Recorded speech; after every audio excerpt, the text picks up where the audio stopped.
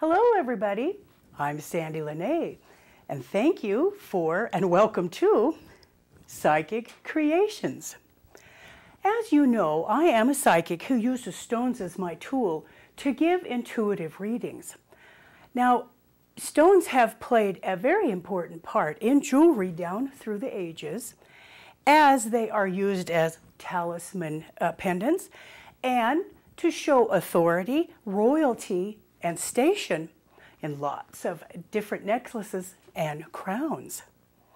Now, rings have stood the time with their shapes meaning, and then also with the stones set in them as tokens of love and commitment. And with today's show, Psychic Creations, we are going to be talking about the history of rings. Now, the use of rings as tokens, I've got my cheat sheets here because I can't memorize anything. The use of rings as tokens is as ancient as a custom of wearing rings. Now, this includes lip rings, neck rings, nose rings, bracelets and anklets, and earrings. All of these were known to be in use in prehistoric times. But the custom of wearing finger rings was not common in the primitive societies. And one reason for that is because, well, rings could get in the way. They could interfere with mundane tasks. And I'm sure that if you wear a lot of rings like I do, they can easily get caught on, well, lots of things. Now, many feel that the ring was an Egyptian innovation for the wealthy members, but only rings in the form of signets were used to seal documents, thus ensuring their authenticity. But possession of a signet ring meant authority and power. And then, as a result, finger rings quickly rose to the status of jewelry. Among the ancient Greeks, the origin of finger rings is connected with the idea of a pledge and keeping something on your mind. For example, after Zeus released Prometheus from the never-ending torture of the mountains of Caucasus, the rebellious god had to wear a finger ring forged from the links of the iron chain and adorned with a piece of the rock to which he had been chained to the mountains for centuries. Now, this sounds like an early promise ring with the simple message, I shall respect the will of Zeus. Well, that'll make sure it stays on his mind forever and ever. Okay, let's first talk about the promise rings. Our lives are full of promises. You're going to go pick someone up at the airport. You're going to help a child with a school project, or I'm going to volunteer to pick up the groceries after work today. But there are special kinds of promises that are meant to last a long time. And these promises are very beneficial to both parties. And so, with this specialness, eons ago, mankind developed a practice of offering tokens that serve as reminders of such important promises. It seems fitting that promise rings were chosen as the ultimate token of human commitment. One variation of a promise ring was the betrothal ring, which was well known in ancient Rome.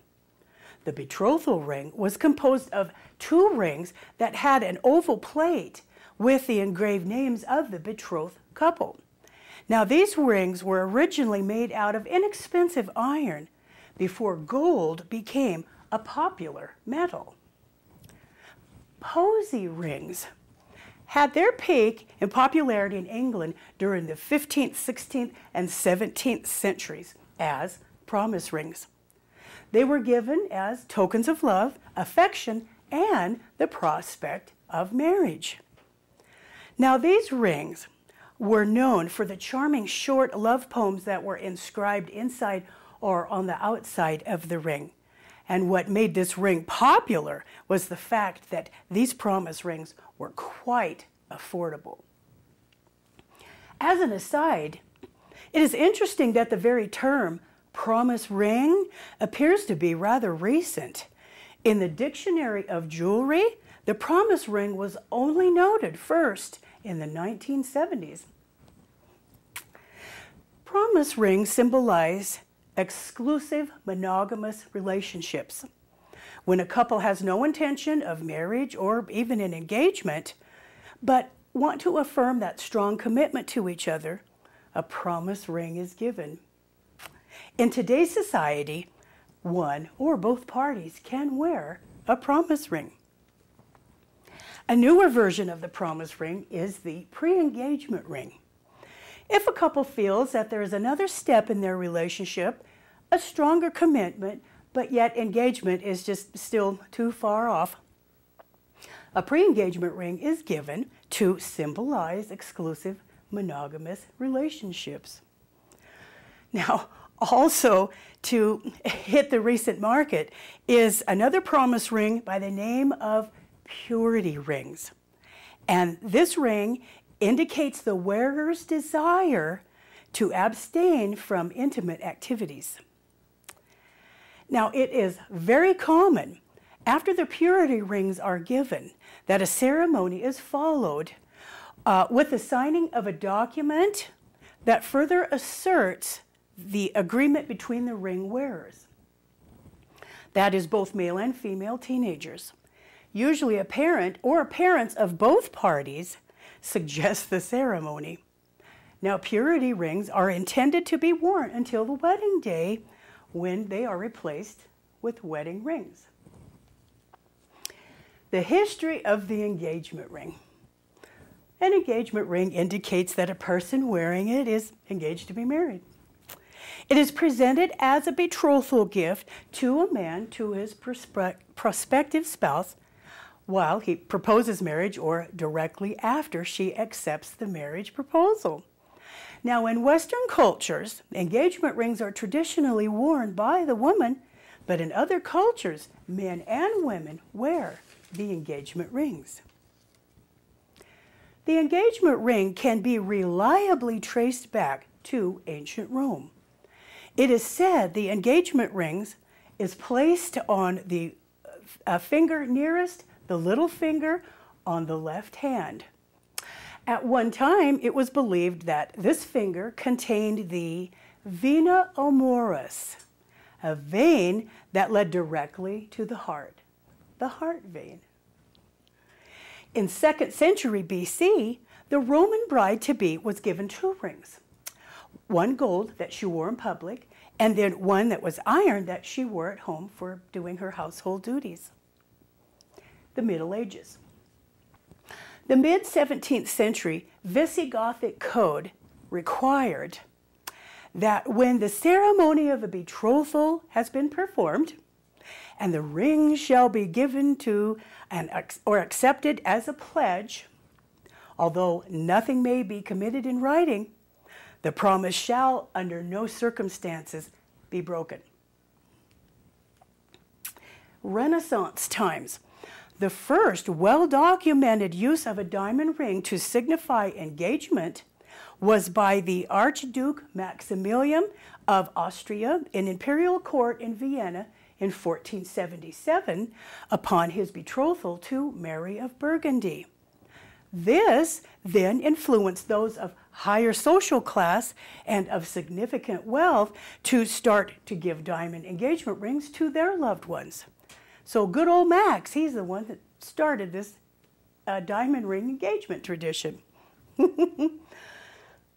In early colonial New England, from the 1500s to the 1600s, where Puritans shunned ornaments and jewels, a thimble was substituted for an engagement ring.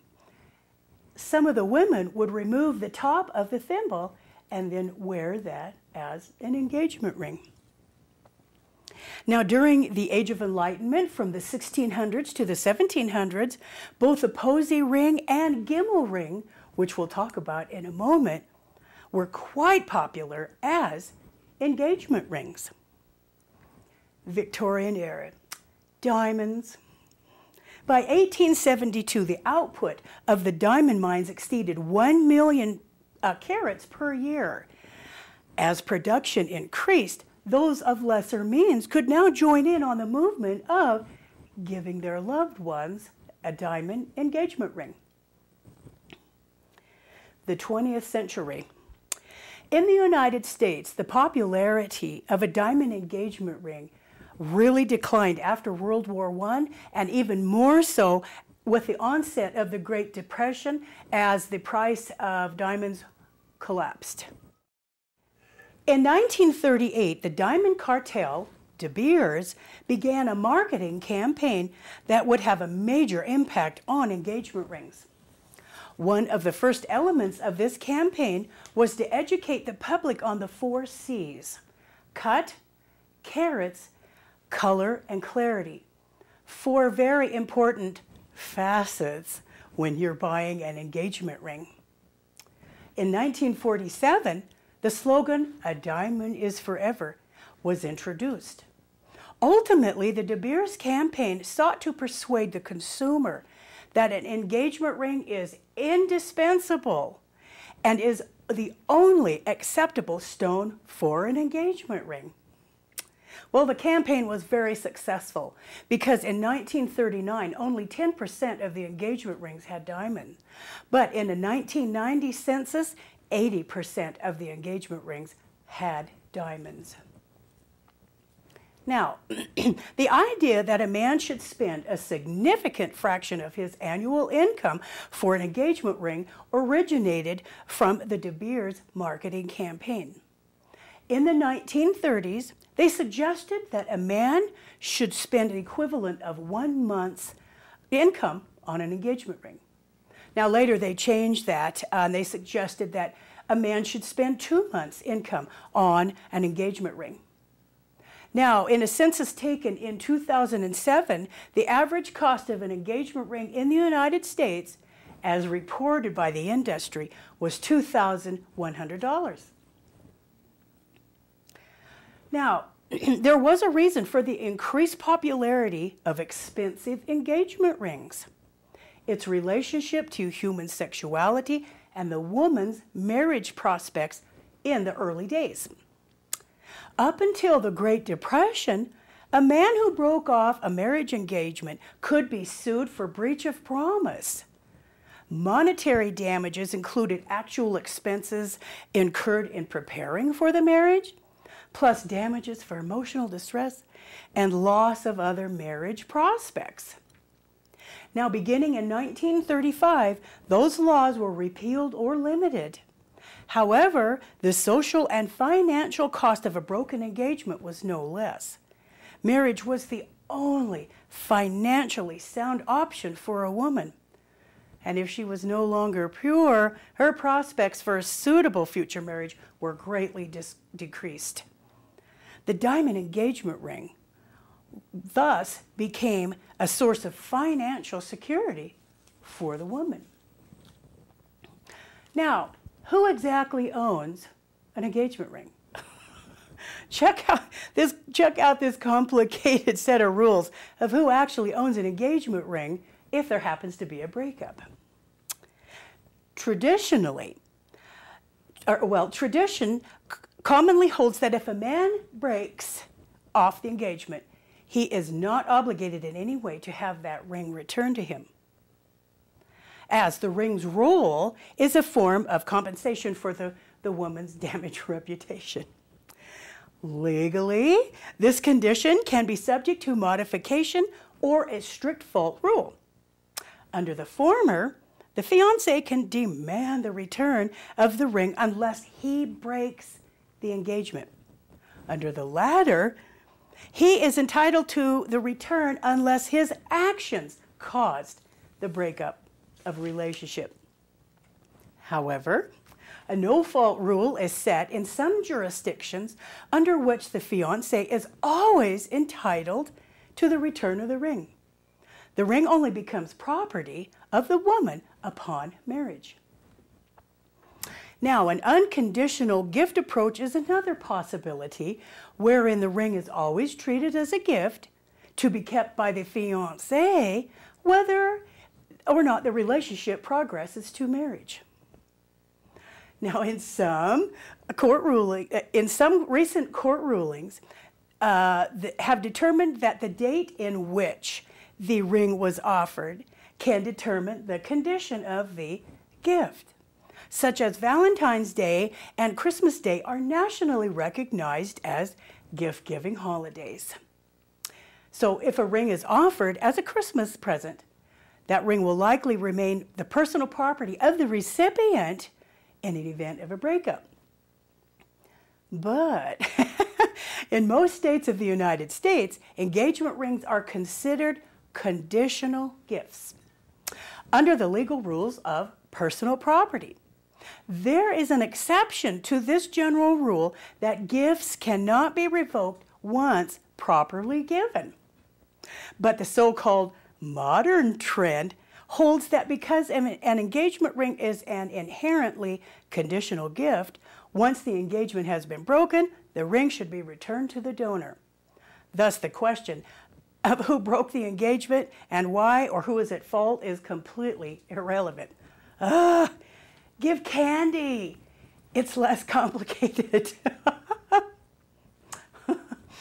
Okay, do you know just where to wear an engagement ring? Well, in North America and the United Kingdom, engagement rings are customarily worn on the left hand finger ring. But in Germany, the ring is worn on the left hand while engaged and moved to the right hand upon marriage. And in Poland, the engagement ring and the wedding ring are worn on the right hand. Who wears the engagement ring, you ask? Well, in some countries, it is common for both men and women to wear engagement rings. In many Lutheran factions, the man wears the engagement ring, often in the form of a plain metal band. The engagement ring eventually serves as the wedding band for the man. In Brazil, the groom and bride-to-be usually wear a plain wedding band on the right hand during the course of their engagement, and then the band is moved over to the left hand upon marriage. In Argentina, the groom and bride-to-be wear a plain silver band on the left hand while engaged, and then it is replaced with the rings of their choice upon marriage. Now, traditionally, women in the British Isles can propose marriage to a man during a leap year. Women's proposals have become more common in recent years that many jewelry companies have started manufacturing men's engagement rings, which are usually a band with a diamond centerpiece. Wonder where they got that idea. Now, wedding ring history. Historians believe that Egypt started the tradition, most like our modern wearing of a wedding band, as archaeological discoveries has led them to this conclusion. Imagery on artifacts, such as papyrus scrolls, reveal ancient cultures exchanged rings braided by hemp or reeds. And through translated hieroglyphics, experts learned that the society viewed the circle as a symbol of endless love between a couple. Now, in ancient Rome, there were 3 recognized types of marriages, categorized by social class. One was an informal union reserved for the lowest class, often compared to today's common law marriage. Now, the second type of marriage involved purchasing one's bride. Historians believe that this is more symbolic than true, but yet still, many brides their fathers were paid for their hands in marriage. Now, the third marriage was reserved for the elite class and was the only legal form of marriage. The union was officiated with the groom presenting a ring to his bride, and most rings were made of iron, which then led to the popularity of metal wedding rings. But unlike Egyptian symbols of love, Romans viewed these bands as symbols of possession. The wife belonged to the husband. Now, there have been some interesting wedding rings down through the ages, puzzle rings. Centuries ago in the Middle East, a man would give his wife a puzzle ring. This piece of jewelry was several rings, actually, that when worn together formed a cohesive band. Faithfulness was the idea behind this design. If a woman took off her ring, say to have a tryst, the ring would come undone and she couldn't put it back together again. Therefore, the husband knew that she had been unfaithful. Gimel rings. The gimel ring was quite popular in Europe during the 15 and 1600s. Its design was meant to signify marriage and unity and is composed of two interlocking bands with a hand shape at each end, which were clasping when the ring was together. Now, after the couples became engaged, a bride and groom would wear one of the rings, and then at their wedding, the couple would connect their bands and to form one ring, which the bride would wear. Posy rings, here we are again. Engagement rings with the inscriptions of love were used as well as wedding rings, engagement rings, and promise rings. They were just all over the place, weren't they? And then again, the thimbles. In colonial America, a groom would give his bride a thimble as jewelry was frivolous, but a thimble was acceptable because it was a practical item. There again, the women would remove the top and use that as a wedding ring. As a piece of trivia, I wanted to add this information. The Virginia Street Bridge legend. Nevada is one of the first states to relax its divorce laws. And as a result, people began coming to Reno starting in the early 1900s to get a quickie divorce with basically no questions asked. During the 1930s, over 30,000 divorces were granted in the Washoe County Courthouse. Getting a Reno divorce was called getting renovated. The Washoe County Courthouse in downtown Reno is about a block south of the Virginia Street Bridge, which was built in 1905 over the Truckee River. There is a story that divorcees, after obtaining their final dissolution of marriage decree, would kiss a column on the courthouse portico, then walk to the Virginia Street Bridge and toss their wedding rings into the waters of the Truckee River. Now, evidence of this comes from divers having found many rings over the ensuing years. But you know, pawn shops are kind of just right around the corner, too. Memorial rings. Specialty rings just don't stop with love, commitment, and marriage. Rings can be given as a symbol of remembrance. Memorial rings were once very popular among people who wish to be remembered after their deaths by their friends and family. Shakespeare, for instance, bequeathed rings to a number of friends so he would not be forgotten. Now, I'd like to leave off with a quote from Elizabeth Taylor.